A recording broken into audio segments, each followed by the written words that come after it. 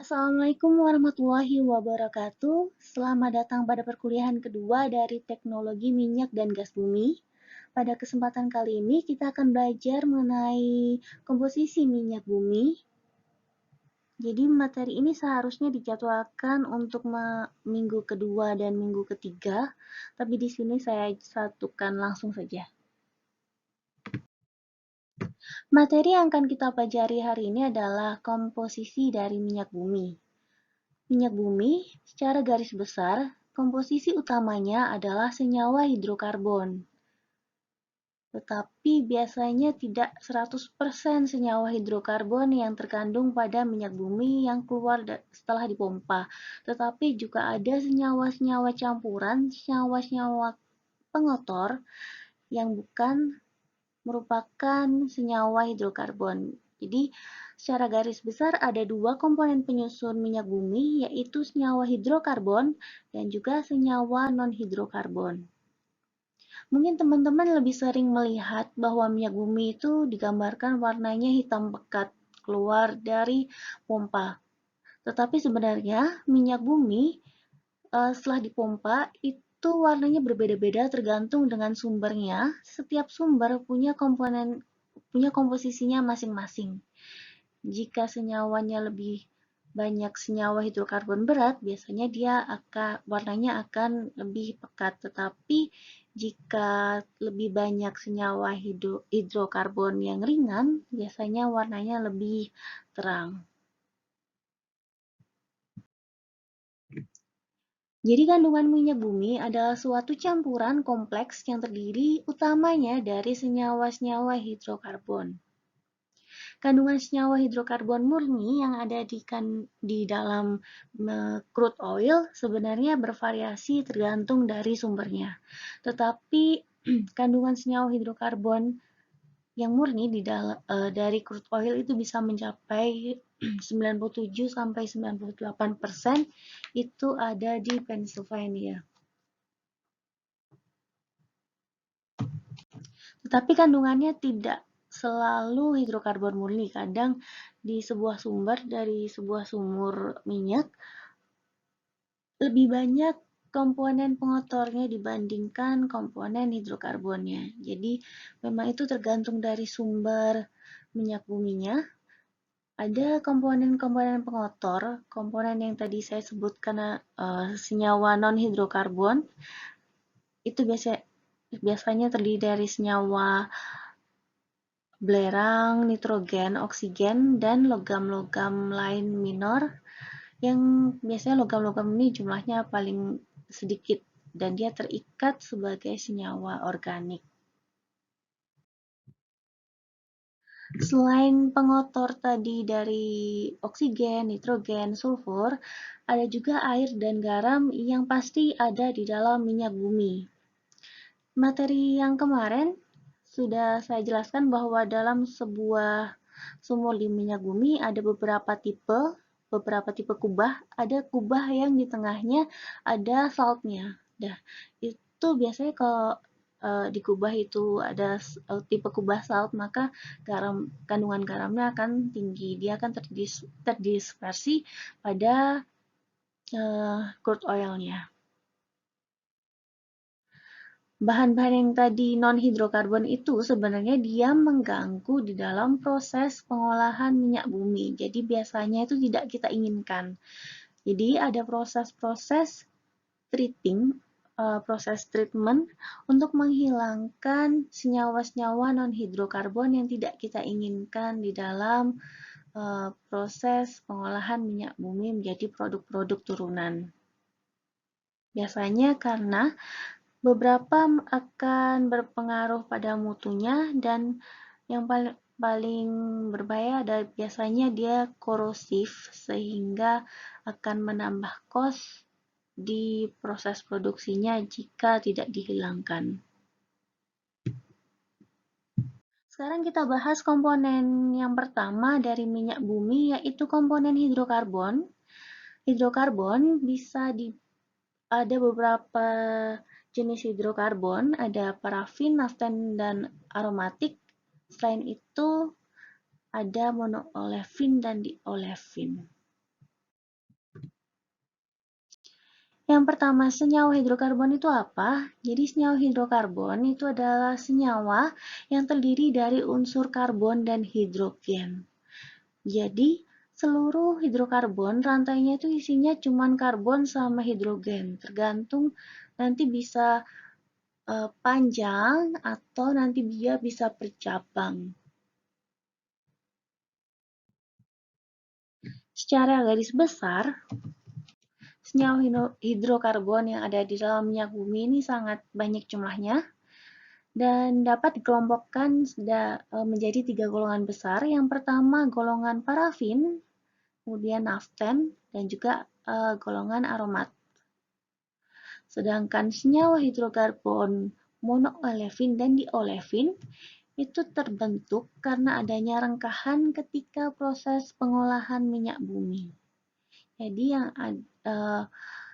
senyawa hidrokarbon yang memang ada di dalam minyak bumi itu adalah parafin, naften, dan aromat. Sedangkan monoolefin dan diolefin itu munculnya ketika proses pengolahan. Yang pertama senyawa hidrokarbon parafin. Jadi senyawa hidrokarbon parafin ini adalah senyawa hidrokarbon jenuh atau rantai tunggal dengan rumus umum CnH2n+2. Jadi yang paling biasa teman-teman kenal sebagai hidrokarbon alkana. Jadi berdasarkan jumlah C-nya kemudian belakangnya ada ananya. Jadi kalau C-nya 1 berarti metana, C-nya 2 etana, dan seterusnya. Hidrokarbon parafin ini memiliki titik didih yang paling rendah di antara hidrokarbon yang lain, tadi naften dan aromat, karena lebih banyak fraksi ringannya. Jadi sifatnya itu dia nilai kalornya lebih tinggi dan spesifik gravitinya rendah. Jadi kalau spesifik gravitinya rendah, kemudian dia juga tahan terhadap oksidasi, dan karena dia bentuknya adalah rantai tunggal dan panjang, tidak ada bukan bercabang, maka si hidrokarbon parafin ini paling mudah untuk di-cracking atau dipotong-potong ketika proses pengolahan minyak bumi agar rantainya lebih pendek. Jadi senyawa hidrokarbon parafin itu lebih mudah pada proses perengkahan atau thermal cracking, sehingga bisa rantai panjangnya nanti bisa diubah menjadi produk-produk yang rantainya lebih pendek. Untuk sifat kimianya bisa teman-teman baca sendiri. Yang jelas hidrokarbon parafin ini titik didihnya paling rendah di antara hidrokarbon yang lain, dan dia lebih banyak fraksi ringannya atau fraksi hidrokarbon rantai pendek. Senyawa hidrokarbon parafin dibedakan berdasarkan jumlah rantai karbonnya. Jadi pada rantai karbon C1 sampai C4 atau metana sampai butana, wujudnya pada suhu kamar dan juga tekanan atmosferis adalah gas. Jadi untuk metana dan etana itu terdapat dalam gas alam, sedangkan propana, butana, dan isobutana itu merupakan komponen utama dari LPG atau liquefied petroleum gas atau gas alam yang dicairkan. Jadi dia harus ada tekanan tinggi agar di suhu kamar dan tekanan atmosferis bisa berubah menjadi cairan, bisa disimpan dalam bentuk cairan.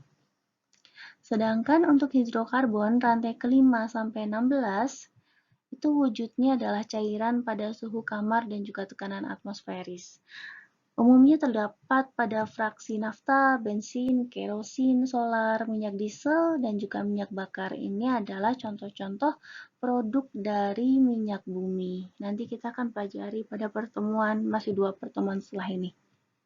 Kemudian untuk rantai karbon panjang atau yang lebih dari 16, pada suhu kamar dan tekanan atmosferis itu wujudnya adalah padat, terdapat pada malam parafin. Jadi contohnya ada gambar yang di sini, ini adalah hidrokarbon yang kandungan yang lebih dominan adalah kandungan parafin rantai panjang, sehingga ketika dipompa dia keluarnya adalah bentuknya wax.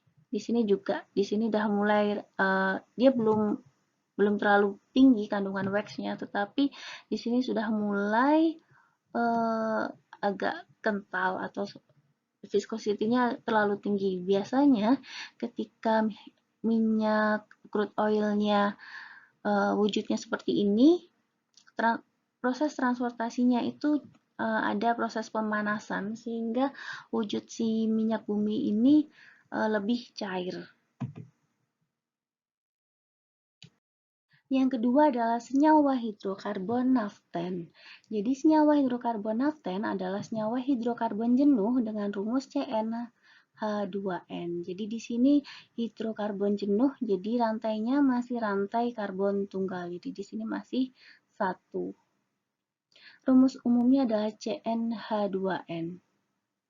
Sifat di sini molekul dari senyawa hidrokarbon naften itu adalah senyawa molekul yang siklis, jadi rantai tertutup. Berbeda dari yang tadi parafin, dia kan rantai panjang memanjang. Tetapi di sini senyawa hidrokarbon naften ini bentuk molekulnya adalah molekul tertutup. Jadi biasanya senyawanya dari karbon 3 sampai karbon 8.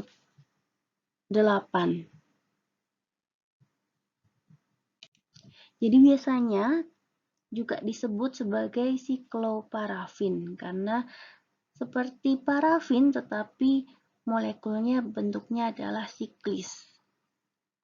Senyawa hidrokarbon naften itu umumnya yang terdapat di minyak bumi adalah siklopentan dan sikloheksan yang bentuknya 5 dan juga 6. Dibandingkan dengan hidrokarbon parafin, hidrokarbon naften ini lebih stabil karena rantainya tuh tertutup. Kalau tadi kan hidrokarbon parafin rantai atomnya terbuka. Jadi kalau di sini karena rantainya tertutup dia ada lebih stabil dan juga titik didihnya lebih tinggi. Senyawa hidrokarbon yang ketiga yaitu senyawa hidrokarbon aromat.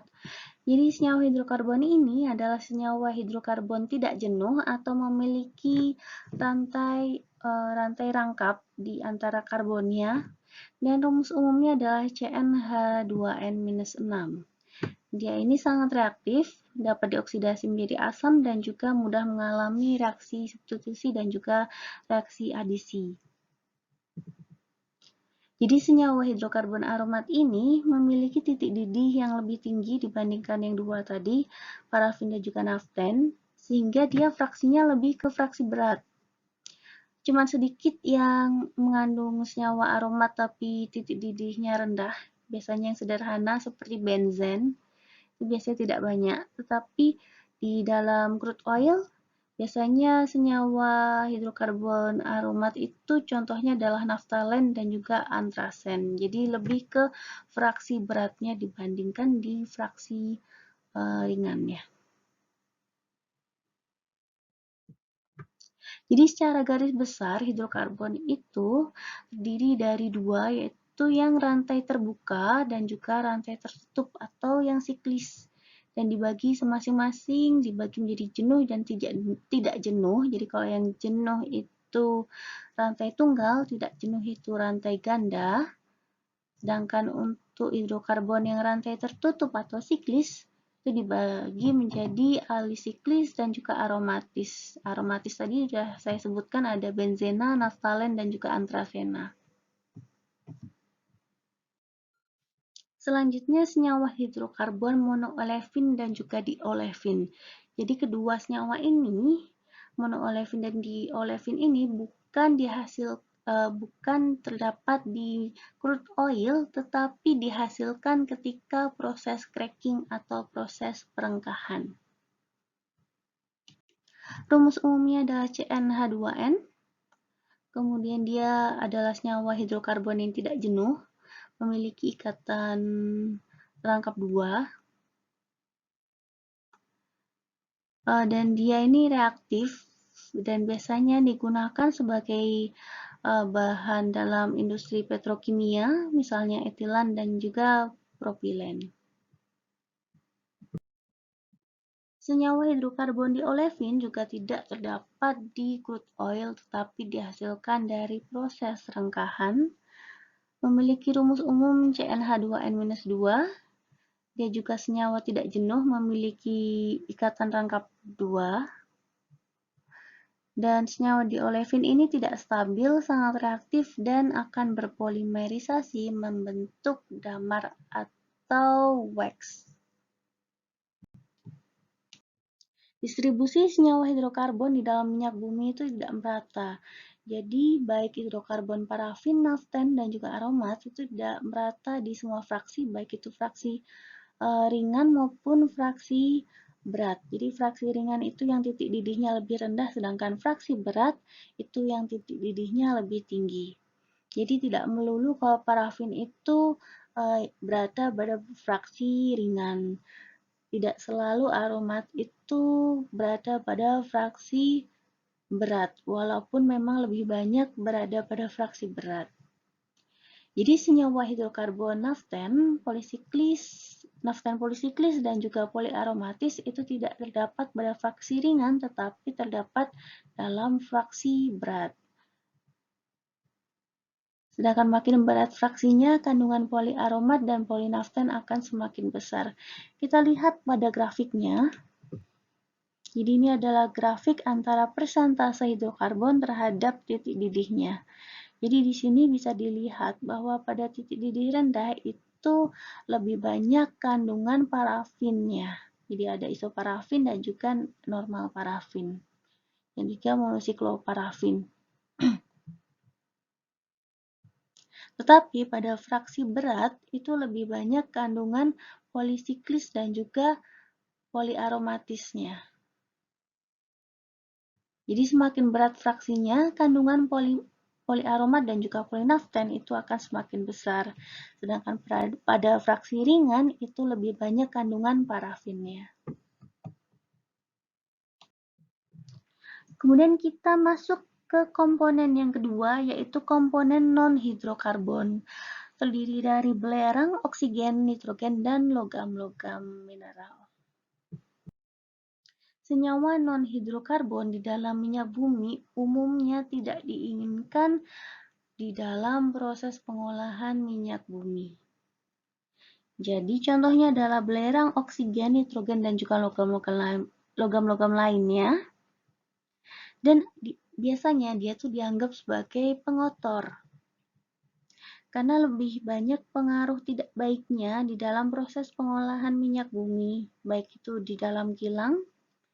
Misalnya di dalam kilang, itu dia bisa menyebabkan korosi. Kalau nanti di proses pengolahan, itu juga bisa menyebabkan keracunan katalis dan juga bisa merusak mutu dari produk yang dihasilkan. Jadi biasanya senyawa-senyawa non-hidrokarbon ini adalah senyawa pengotor yang pasti dihilangkan lebih dahulu sebelum masuk proses pengolahan. Pengotor ini dibagi menjadi dua. Yang pertama adalah pengotor oleofilik, yaitu pengotor yang dapat larut di dalam minyak bumi atau produk turunannya. Yang kedua adalah pengotor oleofobik, yaitu air, misalnya air dan garam-garam yang terlarut yang ikut di dalam minyak mentah dan dia terdispersi dan tidak larut di dalam fase minyak. Itu adalah oleofobik atau benci minyak. Sekarang kita masuk ke contoh-contoh senyawa non-hidrokarbon dari belerang, oksigen, nitrogen, dan juga logam. Yang pertama yaitu senyawa belerang atau sulfur. Ini adalah senyawa yang paling tidak diinginkan di dalam proses pengolahan minyak bumi. Jadi kalau ada minyak bumi tetapi kandungan sulfurnya lebih tinggi, biasanya lebih tidak diinginkan. Di Indonesia ini kita lebih terkenal untuk memproduksi minyak bumi yang kadar belerangnya tuh rendah, biasanya kadar kandungannya kurang dari 1%. Sedangkan penghasil minyak bumi yang kadar belerangnya tinggi itu umumnya ada di daerah Timur Tengah. Jadi kadar belerang di dalam minyak mentah itu bisa sampai 6%. Dan ini terdapat di crude oil-nya. Sumber minyak bumi itu dibedakan menjadi dua berdasarkan kandungan belerangnya. Jadi ada minyak bumi sour atau asam. Minyak bumi asam itu karena kandungannya disebut asam karena kandungan belerangnya itu tinggi. Sedangkan yang kandungan belerang atau sulfurnya rendah itu disebut dengan sweet crude oil atau minyak bumi manis. Itu karena kandungan belerangnya rendah. Misalnya di Indonesia. Kenapa sih belerang ini tidak diinginkan di dalam proses pengolahan minyak bumi? Karena yang pertama, itu dia mencemari udara atau mencemari lingkungan, kemudian dia menyebabkan korosi, dia juga bisa menurunkan angka oktan dari bensin, dan juga meracuni katalis. Kita akan bahas satu-satu. Yang pertama, belerang itu menyebabkan pencemaran udara. Karena belerang itu menimbulkan bau yang tidak sedap. Contohnya adalah hidrogen sulfida atau merkaptan dan juga metil sulfida itu menyebabkan bau yang tidak sedap. Selain itu terjadi juga karena menyebabkan gas buang yang ada di kabut. Jadi dia bisa menyebabkan hujan asam. Dan juga jelas karena kemudian bisa menjadi hidrogen terkandung di dalam hidrogen sulfida, terutama baunya tidak enak, juga dia sangat beracun. Jika terlepas ke lingkungan, dia akan menyebabkan keracunan. Yang kedua yaitu belerang menyebabkan korosi. Terutama yang menyebabkan korosi ini senyawa belerang yang terjadi pada suhu tinggi, tetapi juga ada belerang yang menyebabkan korosi pada suhu rendah yaitu hidrogen sulfida.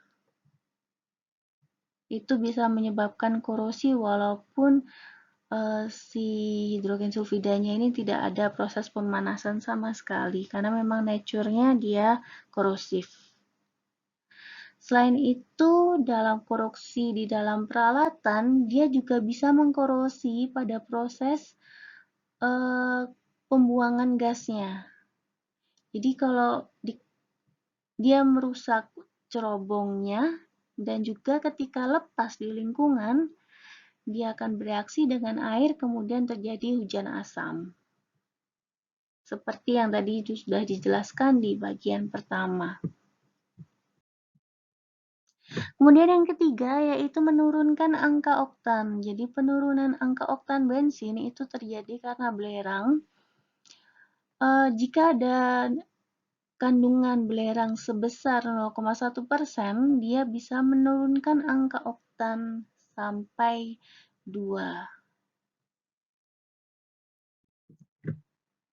Dan yang terakhir adalah meracuni katalis. Jadi pada proses cracking dan juga reforming itu membutuhkan katalis. Ketika minyak bumi mengalami proses cracking, kemudian proses reforming untuk diolah menjadi bensin, itu butuh katalis. Dan dengan adanya belerang ini, dia akan meracuni katalis platina sehingga aktif surface-nya menjadi mati. sehingga kandungan belerang itu harus dibatasi maksimum 0,2 ppm agar tidak menyebabkan keracunan pada katalis. Senyawa non-hidrokarbon yang kedua yaitu nitrogen. Sebenarnya kadar nitrogen di dalam minyak bumi itu cuma rendah, biasanya kurang dari di antara 0,1% sampai 2%. Biasanya nitrogen ini ada dikandung pada minyak bumi yang kandungan belerang sama aspalnya itu tinggi. Jadi kalau kadar belerangnya tinggi, biasanya kadar nitrogennya juga ikut tinggi. Jadi biasanya satu paket. Senyawa nitrogen itu terdapat pada semua fraksi minyak bumi, tetapi konsentrasinya semakin tinggi pada fraksi berat. Adanya nitrogen di dalam minyak bumi itu dapat menyebabkan menurunkan aktivitas katalis pada proses cracking dan juga reforming, juga polimerisasi dan isomerisasi. Jadi kalau yang tadi di sulfur itu bisa sampai mendeactivate, tapi kalau di sini di nitrogen dia hanya menurunkan aktivitas katalisnya. Jadi proses reaksinya menjadi lebih lambat. Kemudian nitrogen juga dapat menyebabkan kerosin warnanya berubah menjadi kemerahan dan juga dapat menyebabkan pembentukan kristal atau damar. Biasanya kalau orang dulu ngomongin damar, jadi kayak kristal gitu di dalam karburatornya. Dan juga dapat menyebabkan endapan pada minyak ketika proses penyimpanan. Senyawa non-hidrokarbon terakhir yaitu logam. Biasanya logam tuh jumlahnya sangat dikit, jadi biasanya diabaikan saja karena tidak terlalu menimbulkan permasalahan di dalam proses pengolahan minyak bumi. Kemudian dari senyawa-senyawa hidrokarbon tadi memang menyebabkan permasalahan di dalam proses pengolahan minyak bumi, sehingga biasanya ada proses atau treatment yang dilakukan untuk menghilangkan senyawa-senyawa non-hidrokarbon ini. Misalnya tadi yang paling vital itu adalah senyawa belerang atau sulfur. Biasanya sebelum proses pengolahan minyak bumi itu ada proses sweetening atau proses pemanisan, jadi menghilangkan senyawa sulfur dari crude oil. Prosesnya biasanya dengan proses absorpsi dengan senyawa DEA atau MEA atau TEA atau MDEA. Biasanya prosesnya adalah dengan absorpsi. Kalau ada karbon dioksida yang terperangkap juga di dalam minyak bumi atau gas bumi, itu biasanya dengan larutan Benfield. Dan juga bisa dilanjutkan dengan tadi larutan yang sama seperti menghilangkan senyawa sulfur. Ada MEA, ada DEA, TEA, dan juga MDEA. Kemudian kalau yang lain, biasanya kalau nitrogen itu walaupun mengganggu, tetapi belum ada proses treatingnya. Selain itu, yang ada lagi adalah air. Sebenarnya air itu kan tidak diinginkan juga di dalam proses pengolahan minyak bumi. Walaupun kalau proses pengambilannya dengan proses yang kemarin disebutkan dengan EOR, Enhanced Oil Recovery, biasanya air itu tetap terikut. Biasanya bisa dihilangkan dari gravitasi karena air perbedaan spesifik graviti dari air dan minyak. Tetapi jika masih ada residu dari air, itu bisa dihilangkan dengan penambahan glikol. Selain itu, sebenarnya ketika mengambil minyak bumi dipompa keluar, itu ada senyawa endapan. Jadi di sini, di gambar yang di sini, Ini adalah ada di bawah ini ada endapannya. Biasanya nanti dihilangkan dulu. Jadi dengan proses simply dengan gravitasi.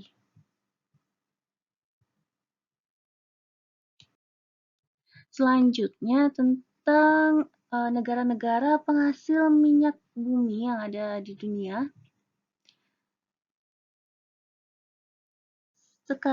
Sebenarnya sampai sekarang penghasil yang paling banyak itu kalau berbasis negara itu masih di United States atau di Amerika.